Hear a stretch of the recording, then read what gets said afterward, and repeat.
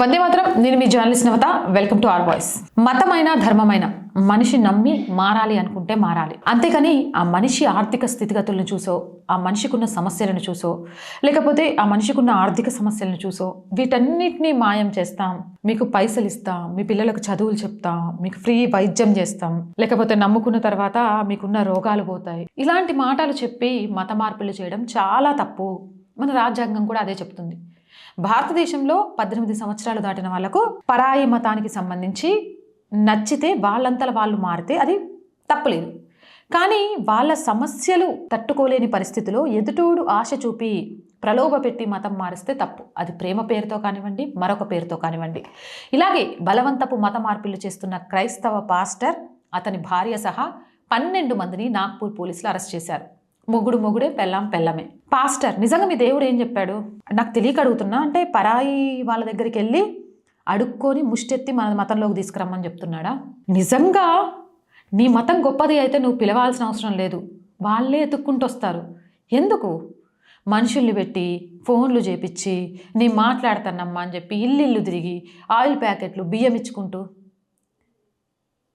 అది ఒక పాస్టర్ ఏంటి, చాలామంది ఇట్లా చచ్చిండ్రక్క అంటే అది కూడా నిజమే. ఎందుకు ఈ దరిద్ర భావజాలం? ఏం సాధిద్దామని? పోని క్రైస్తవ మతం మారిన అంటే వాళ్ళ ఆర్థిక కారణాల వల్ల కానీ, వాళ్ళకున్న ఇంకొక కారణాల వల్ల కానీ మతం మారిన, హిందువు నుంచి క్రైస్తవంలోకి మారిన వాళ్ళలో హిందూ భావజాలాన్ని పోగొట్టగలుగుతుండ్రా? అసలు మీకు దీపారాధనే తప్పు, కానీ ఈరోజు దీపారాధనలు చేస్తున్నారు. మీకు విగ్రహారాధనే తప్పు, అలాంటిది మేరీమాత, యేసుప్రభుతో సహా విగ్రహాలు కట్టేస్తున్నారు. ఊరేగింపులు తప్పు, ఊరేగించేస్తున్నారు. గోవిందనామాల లాంటివి క్రైస్తవ నామాలు తీసుకొచ్చేశారు. మీకు తెలియకుండా మీరు చేస్తుంది ఏంటో తెలుసా? క్రైస్తవాన్ని పూర్తి హైందవంగా మార్చేస్తున్నారు. ఇక ఈ కేసుకు వచ్చేసరికి పాస్టర్ పేరు Sudheer, church of south India Kerala diocese Nagpur మిషప్తో సంబంధాలు నేర్పుతున్నాడు ఇతను. అంతేకాకుండా అతని భార్య జాస్మిన్, ఈమెను కూడా పోలీసులు అరెస్ట్ చేశారు. ఎందుకు అంటే అక్రమ మత మార్పులు చేస్తున్నారు వీళ్ళు, ఒక 12 మంది ముఠాతో కలిసి. దీనికి సంబంధించి విశ్వ హిందూ పరిషత్, బజరంగ్ దళ్ కార్యకర్తలు పోలీసులకు ఫిర్యాదు చేశారు. దీని ఫలితంగానే పోలీసులు రంగంలోకి దిగి అరెస్ట్ చేశారు. పోలీసు చెప్తున్న నివేదిక ప్రకారం ప్రార్థనా సమావేశాలు కొనసాగుతున్న సమయంలో రాత్రి 8 గంటల ప్రాంతంలో ఈ ముఠాను పోలీసులు అరెస్ట్ చేశారు. పాస్టర్ సుధీర్, అతని భార్యతో సహా అతని ముఠాలోని 11 మందిని పోలీసులు అదుపులోకి తీసుకున్నారు. అలాగే విచారణను కూడా ప్రారంభించారు. వీరందరినీ కోర్టులో ప్రవేశపెడతామని పోలీసులు చెప్పారు. కేరళలోని తిరువనంతపురం జిల్లాలోని అమరవీలాకు చెందిన ఫాదర్ సుధీర్ గత 5 సంవత్సరాలుగా మహారాష్ట్రలో పనిచేస్తున్నారు.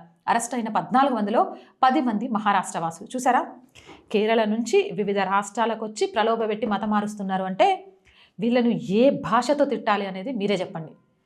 మీ అభిప్రాయం కోసం మీరు ఏం చెప్తారు అనే దానికోసం వెయిట్ చేస్తా కామెంట్ సెక్షన్లో. మోర్ వీడియోస్ కోసం ఛానల్ని వెంటనే సబ్స్క్రైబ్ చేయండి. అండ్ రోజు చెప్తున్నానండి, ఆర్ వాయిస్ పొలిటికల్ ఒక ఛానల్కి ఒక సబ్స్క్రిప్షన్ ఎంత బలమో మీకు అర్థమై ఉంటుంది.